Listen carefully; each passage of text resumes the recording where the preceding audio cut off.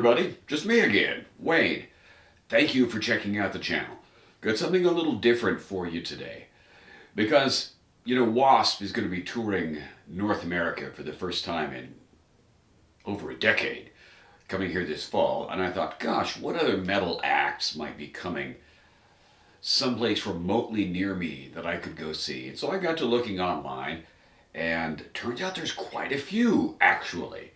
Now, I'm in Missouri, so most of the bands or artists that I'm going to name here are going to be appearing in Kansas City or Omaha or Lawrence, Kansas, someplace that's relatively near me. But also, most of these artists are on tours that are taking them all over the place.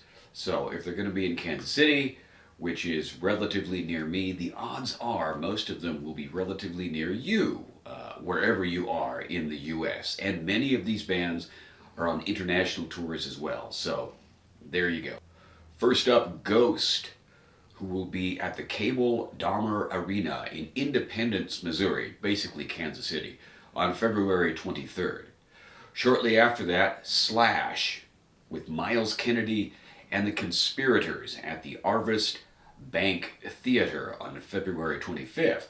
I would be remiss if I didn't say Judas Priest. Now, they're not going to be near me, but they will be in Peoria, Illinois on March 4th, and they'll be in Denver, Colorado on March the 6th. March 5th at the T-Mobile Center, formerly the Sprint Center in Kansas City, will be Korn, Chevelle, and Code Orange. March 9th at the Madrid, I don't know, however you pronounce it, theater in Kansas City, Eric Johnson. Now, I know Eric Johnson is not a metal artist, but we love guitars here at Metal and Iron, and Eric Johnson is a fantabulous guitarist.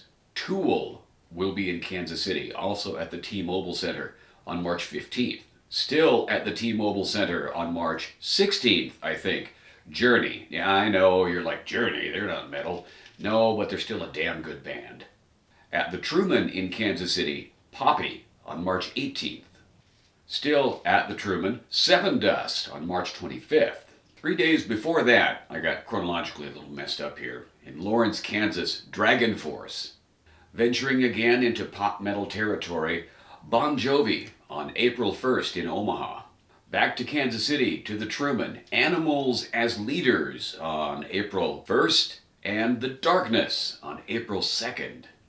Now let's jump back up to Omaha, to the Liberty First Credit Union Center, or something like that. Anyway, Alice Cooper on April the 4th. Now back to Kansas City at the Arvest Bank Theater on April the 6th, the Industrial Strength Tour, featuring Ministry, the Melvins, and Corrosion of Conformity, Kenny Wayne Shepherd Band. Now again, not metal, but this is a hell of a good band, and Kenny Wayne Shepherd is an amazing guitar player. On April 7th at the Uptown Theater in Kansas City.